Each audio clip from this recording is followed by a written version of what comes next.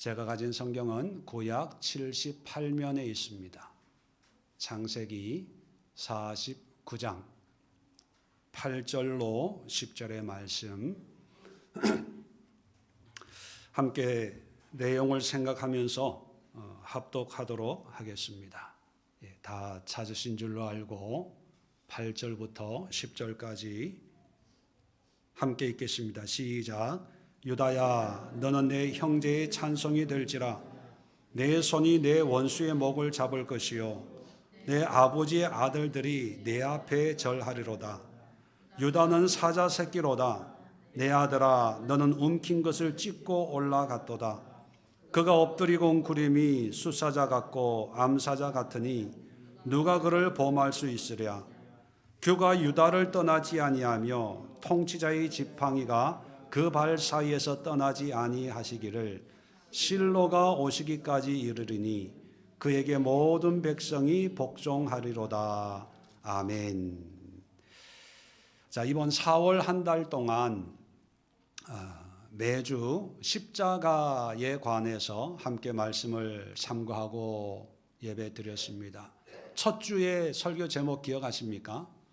이기적인 십자가.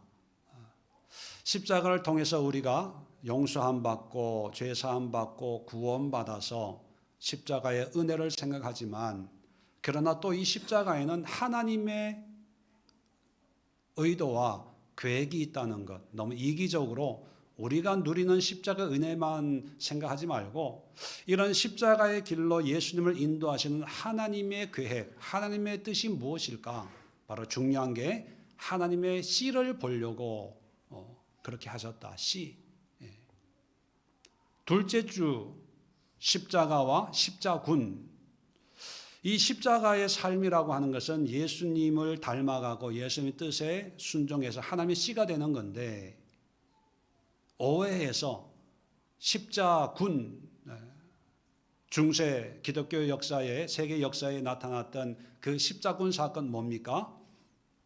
내 욕심, 욕망, 나의 원함을 이루기 위해서 무력과 폭력과 힘을 행사하려고 하는 그런 정복자처럼 믿음을 가지고 구원의 은혜를 가지고 뭔가 세상에서 내 야망을 펼쳐가려고 하는 이런 모습은 사실 십자가와는 전혀 상관이 없다, 그렇게 말씀을 드렸습니다. 자, 그래서 세 번째, 지난주에 십자가 때문에의 삶을 살아야 된다. 이 십자가 때문의 삶이라고 하는 것은 십자가가 단지 종교적이고 신앙의 상징만이 아니라 우리의 삶의 모든 부분에 적용이 되어야 된다. 그래서 베드로 전서의 베드로 사도의 말씀처럼 로마 시대의 종, 노예들에게나 가정생활하는 아내나 남편들에게 이와 같이 이를 위하여 그렇게 말씀하시면서 오늘날 우리의 직장생활, 학교생활, 가정생활, 교회생활 모든 전반에 걸쳐서 이 십자가의 의미, 십자가 때문의 삶을 우리가 살아내야 된다, 그렇게 말씀을 드렸습니다. 오늘 마지막 시간으로 십자가 너머의 십자가. 십자가 하면 가장 먼저 이렇게 떠오르는 이미지가 예수님의 십자가지요. 골고다 언덕에 지고 갔던 그 고난과 고통과 아픔과 결국은 죽음의 십자가. 이 십자가를 생각할 때마다 저마다 부담을 느낍니다. 나도 저런 삶을 살아야 되나?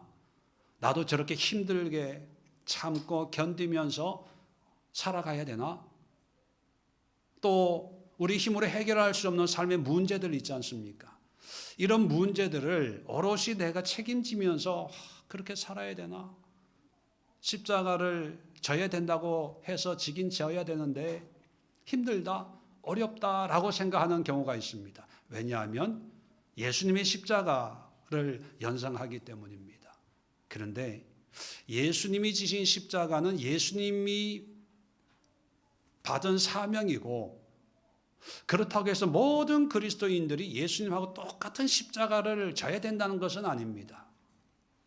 예수님이 십자가에 죽으시고 부활함으로 해서 우리가 죄인이었던 우리가 하나님의 백성 자녀가 되었지요. 그렇다면 하나님의 자녀로서 또 주어진 삶을 살아야 되는데, 그런데 또 다른 십자가가 있다는 것입니다. 그 또 다른 십자가를 예수님의 십자가 너머의 십자가, 이렇게 제가 표현한 것입니다. 그래서 십자가 너머에 있는 십자가는 어떤 모습일까 하는 것을 오늘 한번 생각해 보려고 합니다.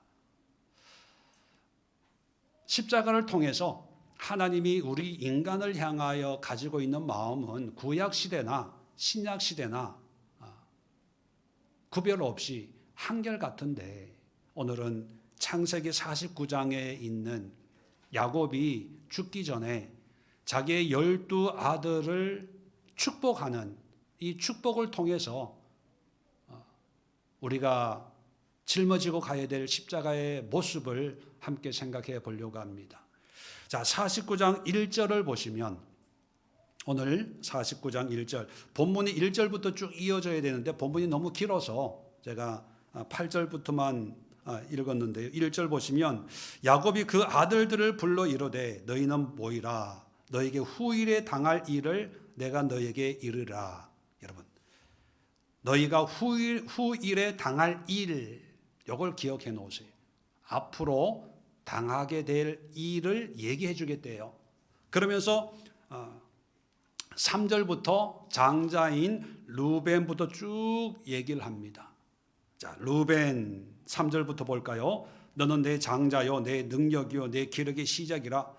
위풍이 월등하고 권능이 탁월하다마는, 자, 그러나요, 물의 끓음 같았은즉 너는 탁월하지 못하리니 내가 아버지의 침상에 올라 더럽혔음이로다. 그가 내 침상에 올랐었도다. 이게 무슨 얘기냐 하면, 루벤이 아버지 요셉의 첩 빌하와 간통을 합니다. 아버지의 첩과 못된 짓을 한 거죠. 그래서 장자이지만 탁월하지 못하다, 그렇게 이야기를 하죠. 5절에 보면, 시므온과 레위는 형제요, 그들의 칼은 폭력의 도구로다. 시므온과 레위는 둘째 셋째 아들이거든요. 창세기 34장에 보면 세겜성에 도착한 이 야곱의 일행이 이제 세겜성 남자들에 의해서 디나가 겁탈을 당하는 일이 일어납니다. 그랬을 때 이 시므온과 레위가 세겜 사람들을 속여서 학살을 하는 그런 일이 일어납니다. 자, 그랬을 때 6절에 보세요. 이런 학살을 하는, 복수하는 이 시몬과 레위를 향하여 내호나 그들의 모의에 상관하지 말지어다. 내 영광아 그들의 집회에 참여하지 말지어다. 그들이 그들의 분노대로 사람을 죽이고 그들의 혈기대로 소 발목 힘줄을 끊었음이로다. 그 노여움이 혹독하니 저주를 받을 것이요 분기가 맹렬하니 저주를 받을 것이라. 내가 그들을 야곱 중에서 나누며 이스라엘 중에서 흩으리로다. 그래서 혈기대로, 분노대로, 분기가 맹렬해서 복수하는 이 시므온과 이 레위 두 사람에게 내가 저주를 내리겠다. 그리고 흩어버리겠다. 이렇게 얘기를 합니다. 여러분, 아버지가 아들들에게 이 저주를 받을 것이다 이렇게 얘기하는 것이 이게 축복일까요? 저주일까요? 저주지요. 자, 그런데 이제 그 다음 유다에 대해서 오늘 이제 유다에겐 축복을 해요. 오늘 본문대로 축복을 해서 10절에 보면 규라고 하는 것은 왕의 통치를 상징하는 지팡이입니다. 이 규가 떠나지 않는다는 것은 대대로 왕이 되게 해주겠다 그런 뜻이거든요. 자, 이런 이야기를 쭉 하다가 28절에 보면 이제 결론입니다. 28절 이들은 이스라엘의 12지파라 이와 같이 그들의 아버지가 그들에게 말하고 그들에게 축복하였으니 곧 그들 각 사람의 분량대로 축복하였더라. 자, 아까 우리는 분명히 르우벤과 시므온과 레위에게 한 내용을 보면 저주였어요. 그런데 28절에 보면 이게 축복이래요. 그리고 성경 원어를 보면 28절 이 축복이란 단어가 3번 나와요. 우리 한국 번역에는 2번밖에 나오지 않습니다.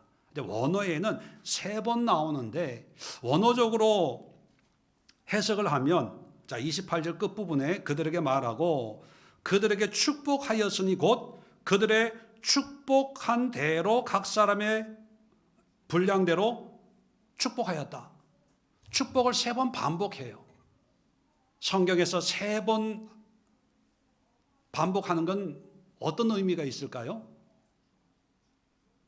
누르고 흔들고 넘치도록 축복하는 거예요. 그런데 사실 내용을 보면 축복이 아니라 저주고 유다만 네 형제만 보면 유다만 축복을 받았거든요. 자, 그런데 사실 유다도 문제가 많은 사람입니다. 38장에 보면 1절부터 이제 유다에 관한 내용이 요셉 이야기 사이에 이렇게 샌드위치처럼 끼어 있는데 이 유다는요, 형제를 떠나서 이방 여자와 결혼을 합니다. 그리고 세 아들을 낳아요. 근데 이 세 아들도 문제가 있어서 하나님 앞에 악한 삶을 사니까 하나님이 아들을 죽여버립니다. 둘째 아들도 죽여버려요. 자, 그랬을 때 첫 아들의 아내인 며느리죠. 유다의 며느리가 다말이라고 하는 이방 여자인데 이 이방 여자가 보니까 후손이 없게 됐잖아요. 그래서 시아버지를 속여서 시아버지와 동침을 해요. 그래서 쌍둥이를 낳습니다. 자, 이 모습만 보면 르우벤도 아버지의 첩과 동침을 해서 하나님이 저주를 했는데 유다도 며느리와 동침을 해서 아이를 낳는 거 보면 뭐 죄의 경중은 따질 필요가 없지만 똑같은 놈이라는 거예요. 누가 더 나쁘고 덜 나쁘고 차이가 없어요. 그죠? 그런데도 왜 르우벤은 탁월하지 못할 것이다 라고 얘기를 하고 유다는 똑같은 비슷한 죄를 짓고 있는데도 축복을 해요. 또 하나, 자, 시므온과 레위 똑같은 죄를 저질렀어요. 똑같이 학살을 했습니다. 그런데 시므온과 레위의 운명이 판이하게 달라집니다. 판이하게 달라져요. 이런 모습에서 저는 십자가의 의미가 단지 지금으로부터 2000년 전에 예수님이 골고다 언덕에서 달리신 그 십자가의 모양과 모습만이 아니라 그 십자가로 말미암아 구원받은 우리 성도들이 전혀 새로운 삶, 변화된 삶, 은혜로운 삶을 살아가는 데 있어서 어떻게 또 어떤 마음으로 살아가야 될까? 이것이 우리가 져야 될 새로운 십자가 너머의 십자가가 아닐까 그런 생각을 해봅니다. 그래서 바울은 고린도전서 2장 2절에도 나는 십자가만 알기로 작정했다 이런 고백을 하고 갈라디아서 6장 14절에도 십자가만 자랑하겠다 이런 고백을 한 것이 바로 예수님으로 말미암아 이제 우리가 지게 될 그 십자가를 깨닫고 더 이상 고통이 아니고 부끄러움이 아니고 무서움이 아니고 부담스러운 그런 십자가가 아니라 정말 우리의 삶을 가장 의미 있게 만들고 보람 있게 만들고 행복한 삶으로 인도하는 십자가 너머의 그 십자가를 생각하면서 이 십자가를 알고 자랑하겠다, 이런 고백을 했지 않았을까 생각을 합니다. 그러면 이 네 형제, 장자인 루벤, 시므온, 레위, 그리고 오늘 축복으로 나오는 유다의 이 네 사람의 삶이 어떻게 해서 변화되었을까? 결론적으로 말씀드리면요, 장자인 루벤과 둘째인 시므온은 하나님의 어떤 구원 역사에서 아무 흔적이 없어요. 물론 지파로는 남아있지만 하나님이 인류 구원을 위해서 어떻게 사용했는지 아무 기록이나 흔적이 없는 반면에 레위와 유다는 아시는 대로 레위는 레위 지파, 제사장 지파가 되고, 유다는 예수님이 이 땅에 오시는 다윗을 통해서 왕의 지파로 만들어 주셨어요. 근데 사실 말씀드린 것처럼 이 네 형제는 평소의 삶은 누가 더 나쁜 놈인지 분간할 수 없을 정도로 똑같은 죄인들이었습니다. 그런데 왜 이렇게 두 사람은 흔적이 없는 반면에 또 두 사람은 정말 이렇게 아름답게 존귀하게 쓰임 받게 되었을까? 그게 이유가 있다는 거예요. 자, 이 이유를 찾기 위해서 성경 한 네 군데만 한번 찾아보겠습니다. 자, 성경을 이제 성경 순서대로 찾겠는데, 창세기 37장 먼저 유다에 관한 흔적을 한번 찾아보도록 하겠습니다. 창세기 37장 26절을 보시면 지금 상황이 어떤 상황이냐? 아버지 야곱의 사랑을 독차지하고 있던 요셉을 형들이 죽이려고 구덩이에 이제 던져 넣은 그런 상황입니다. 죽이려고 할 때 26절에 유다가 자기 형제들에게 이르되 우리가 우리 동생을 죽이고 그 피를 덮어둔들 무슨 유익할까? 자, 그를 이스마엘 사람들에게 팔고 그에게 우리 손을 대지 말자. 그는 우리 동생이요 우리의 혈육이니라 하며 그 형제들이 청종하였더라. 다른 형제들이 다 죽이려고 할 때 우리 형제인데 우리 손으로 피를 묻히지 말고 살려두자, 그냥 팔자, 이렇게 유다가 했다는 거예요.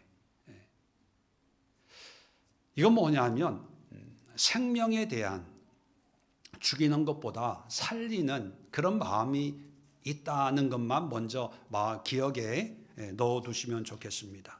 그 다음에 유다에 대해서 43장, 창세기 43장 9절 보시면, 자, 43장의 배경은 뭐냐면 요셉이 애굽의 총리가 되었죠.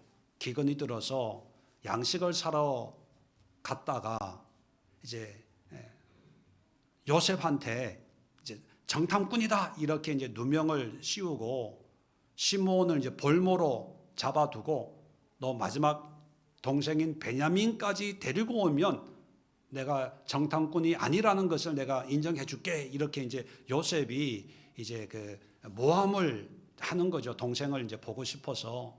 그래서 시므온은 이제 볼모로 잡혀 있고 아버지 요셉에게 가서 이제 막내 베냐민을 데리고 가야 되는 상황이에요.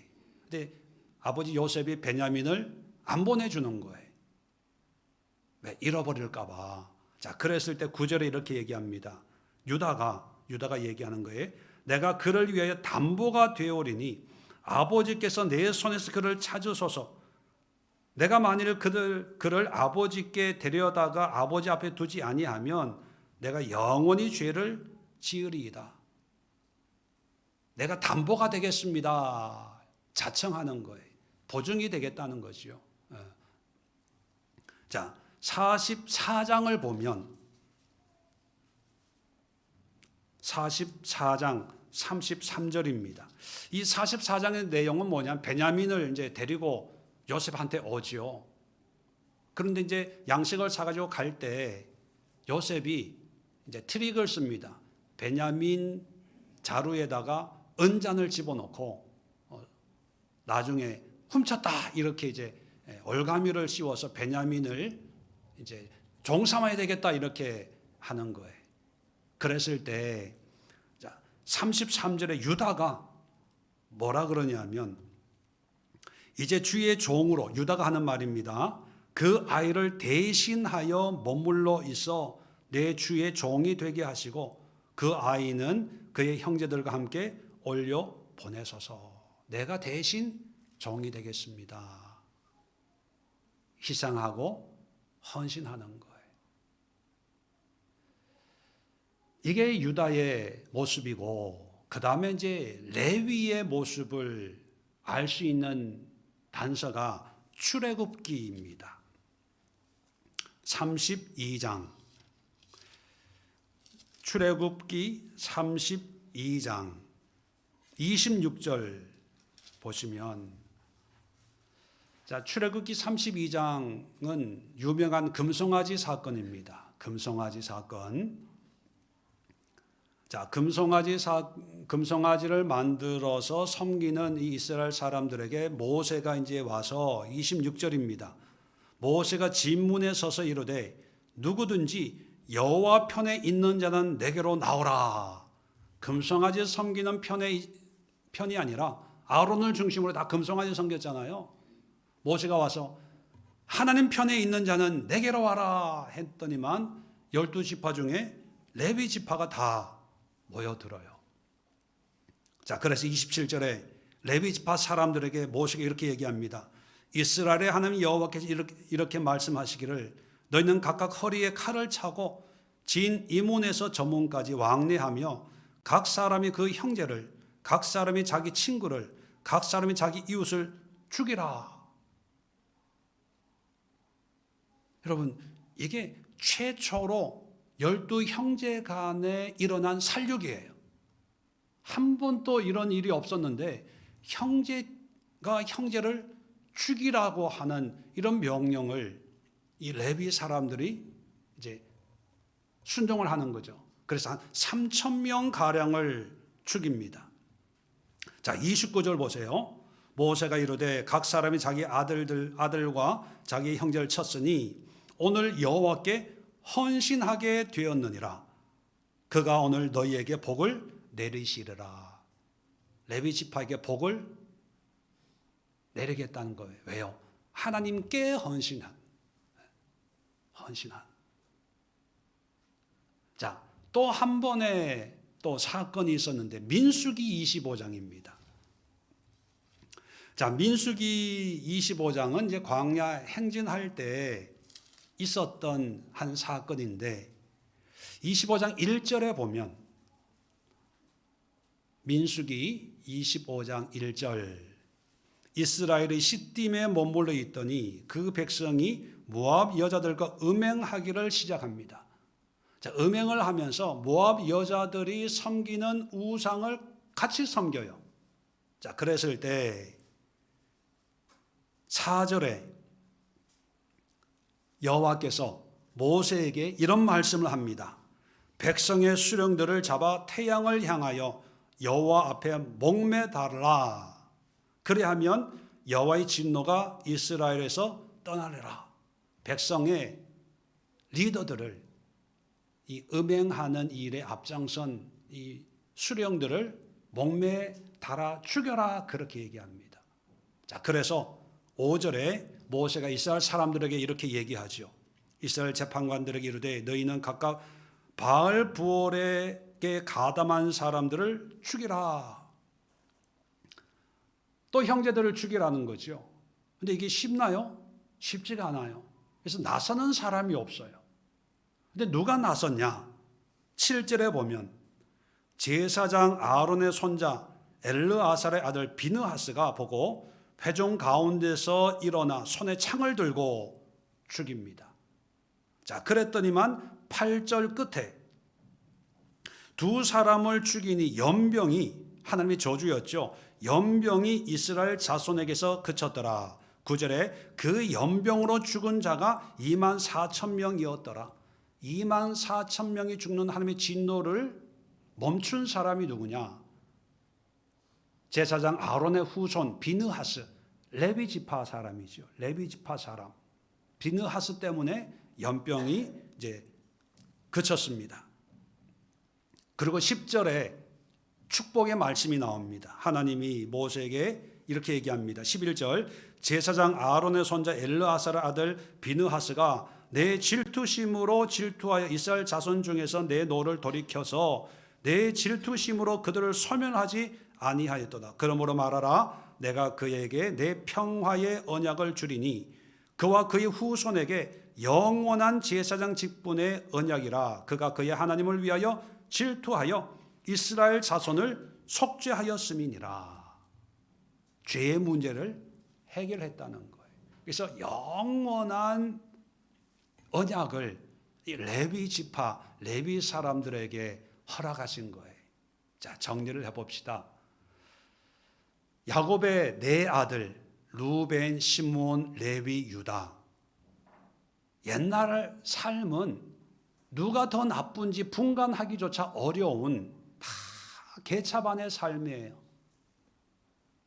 간음하고 분노대로, 기분대로, 감정대로, 성격대로 죽이고 복수하고 거짓을 꾸미고, 유다도 뭐 별반 다를 바도 없이 이방 여자와 살고 사는데 그 삶이 하나님 보시기에 악하고 며느리와 동침할 정도로 무너지고 깨진 그런 삶의 소유자들이었습니다. 그런데 레위와 유다는 하나님의 축복을 받았어요. 반대로 루벤과 시므온은 변화되지 않고 그렇게 살았겠지요. 그 결과 성경에서는 루벤, 시므온에 대해서 언급하지 않아요. 그런데 더 놀라운 것은 야곱이 28절, 49장 28절에 이게 축복이다라고 말하고 있다는 거예요. 그걸 세 번씩이나. 저주가 왜 축복일까요? 아까 1절에 후일에 되어질 일이라고 얘기를 했습니다. 후일에 되어질, 장래에 이런 일이 있을 거야. 자, 장래에 이런 일이 있을 거라는 것을 알고 레위와 유다는 변화됐어요. 이렇게 살아서는 안 되겠다. 저주의 삶은 내 인생이 될 수 없어. 그런 마음으로 변화되어서 축복의 대상이 된 거고, 루벤과 시므온도 너희는 하나님 앞에 저주받은 인생이야 라는 것을 듣고 변화가 안 되는 거예요. 어쩌면 팔자거니 하나님의 예정이거니 하나님의 뜻이거니 이렇게 생각했는지도 모르겠어요. 그냥 그걸 받아들이고 자기 생각대로 산 거예요. 근데 똑같은 장래에 되어질 일을, 저주에 가까운 이야기를 들은 레위와 유다는 변화됐다는 거예요. 이것도 하나님의 예정이다 이렇게 얘기하면 정말 할 말이 없어요. 다 하나님의 뜻으로 되는 거야. 그러면 우리는 로봇밖에 되지 않는 거예요. 십자가의 의미가 없어지는 거예요. 어차피 하나님의 뜻대로 될 건데 우리가 굳이 십자가 치고 십자가를 자랑하고 십자가를 알려고 애쓸 필요가 뭐가 있어? 어차피 하나님의 뜻으로. 그러면 성경이 필요 없어요. 왜 성경이 우리에게 있어야 됩니까? 어차피 하나님의 뜻으로 다 될 건데. 근데 성경은 그렇게 말하지 않습니다. 우리의 저주의 삶을 적나라하게 드러내요. 이건 너희는 저주 받아야 된다고 하나님이 예정하셔서 결정하셔서 이걸 얘기하는 게 아니라, 그러니까 변화돼야 되잖아. 그러니까 새로워져야 되잖아. 그러니까 뭔가 좀 달라져야 되잖아. 달라지면 축복이야. 이걸 얘기하는 것이 49장의 말씀입니다. 그러면 레위와 유다는 어떻게 변화됐을까? 세 가지 변화가 있어요. 이걸 십자가의 의미로, 십자가 너머의 십자가로 표현하면 첫 번째는 생명의 십자가를 붙잡았습니다. 이 생명의 십자가는 생명도 두 종류가 있지 않습니까? 육의 생명이 있고 영의 생명. 육의 생명은 그 전에 이 네 아들들이 살았던 삶이죠. 혈기, 분노, 음욕, 시기, 질투, 뭐 이런 삶을 살았는데 하나님의 생명의 십자가의 삶을 산 걸 보면 유다 같은 경우에는 생명을 소중히 여겨요. 동생을 죽이는 것보다는 살리자. 그리고 나중에 동생 베냐민을 위해서 내가 담보가 되겠습니다. 살리려고 하는 거예요. 베냐민을 데리고 가지 않으면 아버지가 어떻게 될지 모르니까 내가 당신의 종이 되는 한이 있더라도 베냐민은 아버지께 돌아가야 됩니다. 아버지에 대한, 생명에 대한. 그리고 레위 지파의 경우도 보면 금송아지 사건 앞에서 하나님 편에 서게 되는 거예요. 그리고 형제를 죽이라고 하는 그 말씀에 죄악 가운데 있는 죄 가운데 있는 형제들을 죽입니다. 비느하스도 맞이지요. 사람을 죽인다는 그런 의미로 해석하기보다는 죄의 육적인 죄를 죽여서 영적인 생명을 얻으려고 하는 몸부림이다라고 이해하는 것이 성경적인 관점입니다. 그래서 비느하스처럼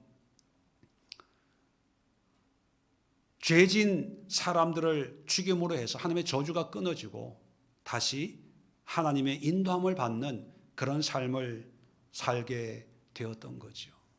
여러분, 이제 우리가 붙잡고 또 우리가 바라봐야 될 십자가는 그냥 힘들고 어렵게 한 걸음 한 걸음 천근 만근 같은 그런 삶을 살아가는 그런 십자가의 길이 아니라 이제는 육의 생명을 버리고 이 세상에 하나님 없는 쾌락적이고 육적이고 내 기분, 내 감정의 삶을 버리고 이제 하나님 안에서의 생명을 선택하는 거예요. 하나님 편에 서기로 결정하는 거예요. 이것이 어떤 강요에 의해서 이루어지는 것이 아니라 자발적으로. 유다가 누가 강요해서 그런 말을 하는 게 아니거든요. 누가 등 떠밀어서 네가 먼저 담보물이 되라 이렇게 얘기한 게 아니에요. 자원해서 자발적으로. 레위 사람들도 누가 강요해서 하나님 편에 서 있는 거 아닙니다. 우리가 신앙생활 할 때 힘들게 어거지로 등 떠밀어서 와라 가라 강요해서 신앙생활 하는 것은요, 그건 온전한 신앙생활이 아니고 변화도 일어나지 않아요.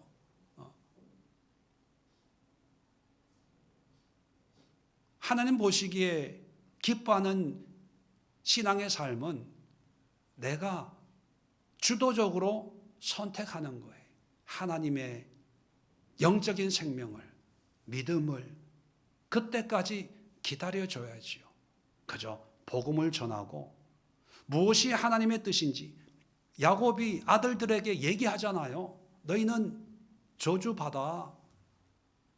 루벤 너는 장자지만 하나님께서 장자로서 참 좋은 것을 주었지만 그러나 너는 탁월하지 못해. 알려주는 거예요. 알려주는 것 거기까지만 하는 거예요.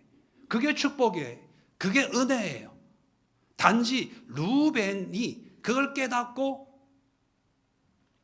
레위나 유다처럼 하나님의 은혜, 하나님의 생명을 붙잡으면 그게 축복이 되는 거고 붙잡지 않으면 그냥 저주받는 거죠. 그건 자기의 선택이에요. 그래서 나중에 하나님이 심판하실 때 하나님의 심판은 정의로운 심판입니다. 왜냐? 결국 자기가 하나님은 다 알려주고 보여주었는데 본인이 거부한 거거든요. 그러니까 하나님이 심판할 때 그 심판은 유효한 거예요. 할 말이 없는 거예요. 왜? 하나님이 알려주고 보여주고 깨닫게 해주셨는데 결국은 내가 거부한 거거든요. 그러니까 우리가 붙잡아야 될 십자가는요, 강압적으로 끌고 가는 신앙이 아닙니다. 여러분, 자유하십시오. 자유 편안하게 십자가를 바라보면서 어느 한 순간, 그게 언젠지 모르지만 바라건대 지금이기를 바라지만, 이제부터는 예수님의 생명을 사모하는 삶을 살아야 되겠다. 예수님 편에 서는 삶을 살아야 되겠다. 예수님을 위해서, 하나님을 위해서 헌신하는 그런 삶을 살아야 되겠다. 우리 스스로가 선택할 수 있는 그런 십자가가 우리 앞에 있다는 사실을 여러분 잊어서는 안 됩니다. 두 번째 십자가는 희생과 헌신이에요. 말씀드린 것처럼 유다가 베냐민 볼모로 잡힐 그런 상황에 내가 당신의 종이 되겠습니다. 대신에 베냐민은 아버지께 돌려 보내주십시오. 레위도 하나님 편에 서는 것은 좋았어요. 그런데 그 다음 명령이 뭡니까? 죽여라 였거든요. 비느하스도 죽여라 였는데 아무도 나서는 사람이 없을 때 비느하스가 나서서 죽였거든요. 참 말은 쉽지만 그렇게 쉬운 일은 아니지요. 형제가 형제를, 친구가 친구를 죽인다는 것. 물론 오늘날 똑같은 상황에서 죽여라 이렇게 말하지는 않습니다. 왜? 문화와 상황이 다르기 때문에. 중요한 것은 뭐냐 하면 헌신하는 거예요. 때로는 내가 희생하는 거예요. 누구 때문에? 하나님 때문에. 유다나 레위의 경우는 뭐 엄청난 일에 대한 헌신과 희생을 요구하는 거였지만 오늘날 우리 상황에서 이렇게 엄청난 어떤 희생과 헌신을 요구하는 경우도 있지만 모든 상황, 모든 성도들에게 그런 걸 요구하지는 않습니다. 어쩌면 사소한 헌신을 요구합니다. 하나님을 위해서 기도하고 이웃을 위해서 배려하고 내가 조금 손해보고 내가 좀 힘들고 내가 좀 불편해질 수 있는 그런 헌신과 희생일 수 있습니다.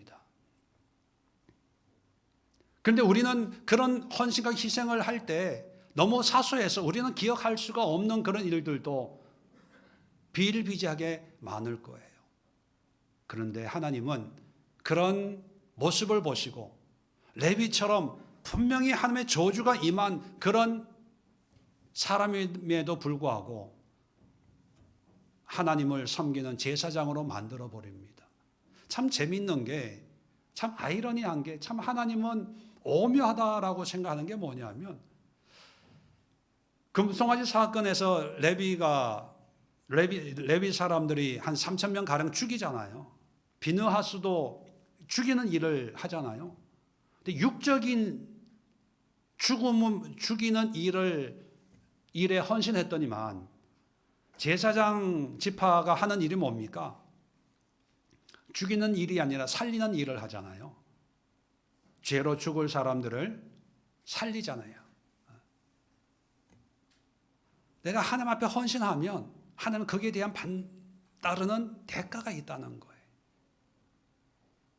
육적인 삶을 죽이면 영적인 삶을 살리게 하고, 세상에서 희생하면 하나님 나라에서 보상받게 하고, 세상에서 어심여김 당하고 조롱당하면 복음을 위해서 하나님 나라에서는 영광을 받고 인정을 받게 하는 거예요.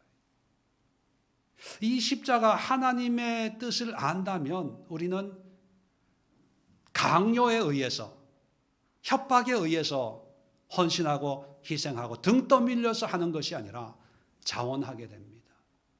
유다가 그랬던 것처럼, 레위가 그랬던 것처럼 내가 먼저 얘기를 하게 되는 거예요.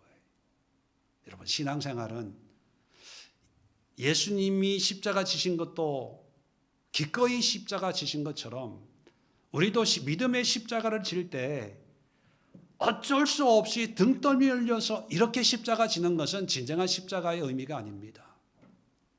그냥 내가 그렇게 하고 싶어지는 거예요.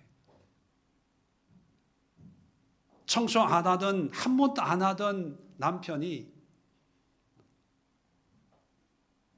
힘들게 일하고 퇴근한 아내를 위해서 오늘은 내가 청소 한번 할까? 그렇게 생각이 되어지는 거예요. 그리고 그렇게 하게 되는 거예요. 오늘 내가 설거지를 한번 할까? 아내나 남편이 하라 그러면 이게 잔소리고 등 떠밀려서 하는 거예요. 기쁨이 없어요.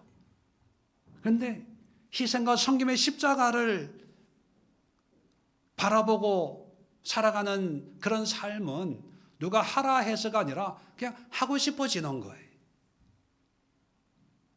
예수님의 십자가로 말미암아 우리에게 주어진 십자가가 그런 역할을 해요. 기도해라가 아니라 하게 돼요. 예배 참석해라가 아니라 하게 돼요. 하루 일당이 얼만데 교회가. 그런데 그 일당도 포기하게 돼요.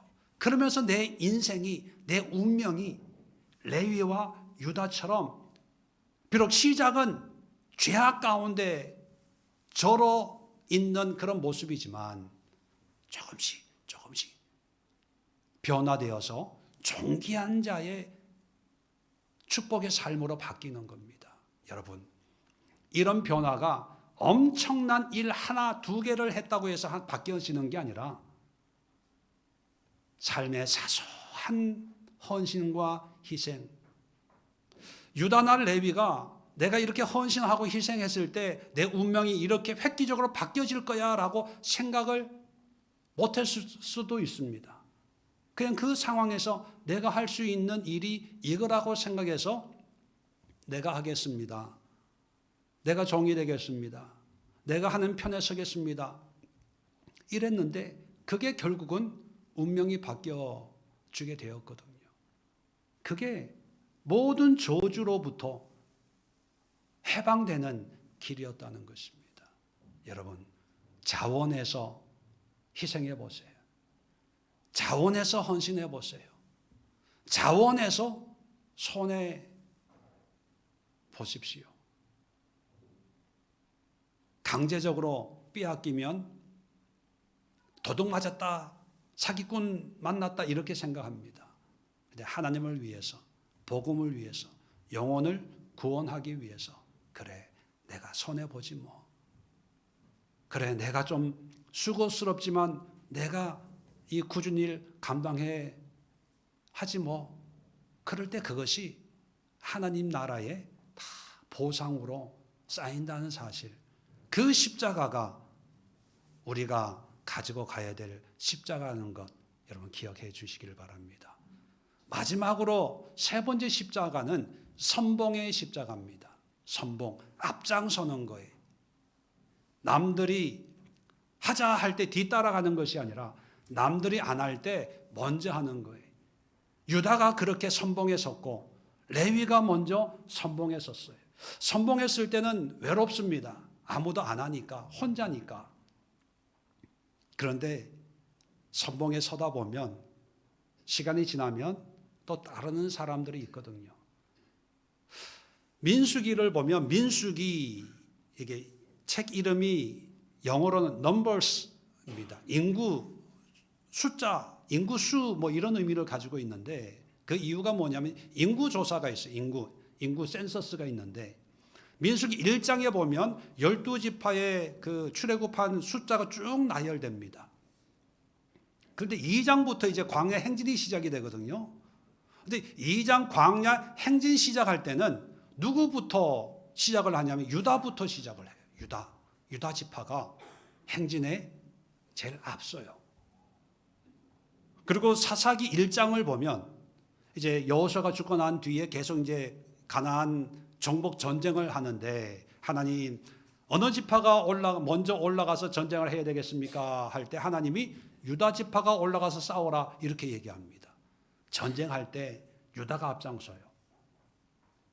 고대 사회 전쟁은 이 활 쏘고 칼 쓰고 이런 전쟁이거든요. 그 얘기는 뭐냐면 앞장선다는 것은 피해가 많다는 거예요. 손해가 많죠.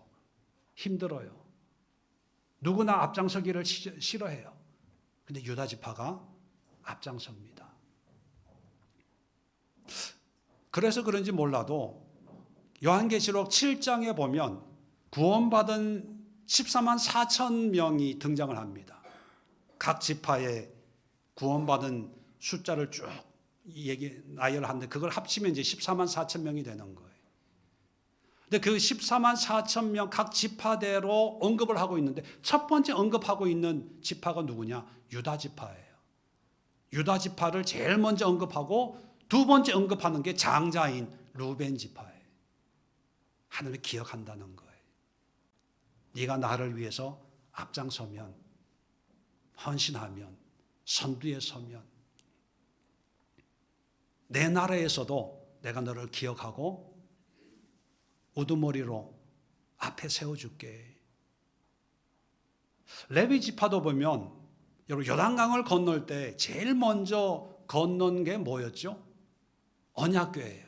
언약궤가 건넜다는 얘기는 뭡니까? 언약궤를 맨 제사장들이 건넜다는 거거든요. 그러면 레위 지파 제사장의 발이 물에 닿자마자 요단강이 갈라졌거든요. 그리고 전쟁할 때마다 특히 사울 왕 같은 경우에는 전쟁할 때 뭐를 앞장 세웁니까? 언약궤를 앞장 세워. 왜? 하나님의 임재의 상징이라고 생각하니까. 근데 언약궤가 앞장섰다는 얘기는 뭐예요? 결국은 레위 지파 사람들이 전쟁의 선두에 섰다는 거예요. 여러분, 우리가 붙잡아야 될 십자가는 예수님으로 말미암아 죄에서 의인이 됐어요. 그렇다면 의인으로서 이제 이 세상에서 끌려가는 신앙이 아니라 숨어서 염려하고 걱정하는 그런 삶이 아니라 무슨 일을 하든지 적극적이고 주도적이고 진취적이고 선두에 서서 합시다, 해봅시다. 그런 영적인 담력과 자신감이 있어야 됩니다. 교회 일도 신앙생활도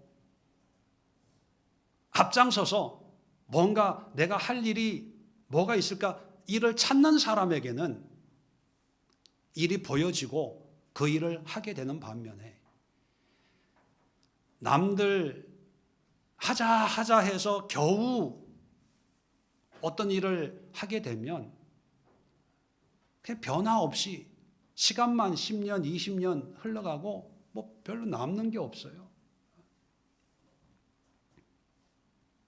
똑같이 하나님의 저주 받아야 될 그런 삶을 살았음에도 왜 두 사람은 흔적도 없이 하나님의 무관심 속에 방치되어 있고 왜 레위 지파와 유다 지파는 이렇게 참 존귀하고 아름답고 풍성한 하나님의 은혜를 누리게 되었을까? 세 번째 십자가가 선봉, 선두의 십자가입니다. 여러분, 끌려다니지 마세요. 따라다니지 마세요. 여러분이 스스로 자원해서 시도해 보세요. 한 번도 안 해본 일도 믿음을 한번 해보세요. 처음에는 쉽지가 않겠지요. 하다 보면 하나님이 돕는 사람을 보내주시고요. 함께할 사람을 보내주시고 혼자 갈 때는 외롭고 혼자 가면 흔적도 없어요. 근데 혼자 계속 가다 보면 그것이 어설거리 되고 그것이 좁은 길이 되고 나중에 그 길로 많은 사람들이 다니면 그것이 대로가 되는 거거든요. 오늘 십자가의 설교 마지막 시간에 이제 우리가 예수님의 십자가 바라보면서 구원의 은혜만 생각하고 거기에 감상에 젖어서 눈물 흘리고만 있지 말고 그 십자가 너머에 그 십자가로 예수님의 십자가로 말미암아 우리 각자에게 주어진 우리가 져야 될 십자가가 서 있습니다. 그 십자가를 직시하고 그 십자가의 의미를 깨닫고 그 십자가를 여러분 삶 속에 실천하는 것이 고난의 십자가를 지시고 죽음까지 맛보신 예수님의 그 의미를 우리가 실현시켜주는 그런 모습이 아닌가 생각을 합니다. 유다와 레위의 모습을 통해서 세 가지 십자가, 생명의 십자가, 하나님을 선택하고 믿음을 선택하고 영적인 삶을 선택하고 은혜를 선택하고 두 번째는 그걸 위해서 내 삶 속에 내가 함께 헌신해서 희생하자, 양보하자, 좀 손해도 보자, 좀 더 내가 좀 힘들면 되지 뭐, 내가 좀 덜 먹으면 되지 뭐, 내가 좀 더 피곤해지면 되지 뭐, 내가 좀 더 집에 10분, 20분 늦게 가면 되지 뭐. 어떻게 보면 참 사소한 어떤 희생이고 헌신인 것처럼 보여지겠지만 하나님은 이걸 통해서 이런 마음을 통해서 우리의 모든 허물과 저주를 해결해 준다는 사실 여러분 기억할 수 있기를 바랍니다. 마지막으로 선두에 서십시오.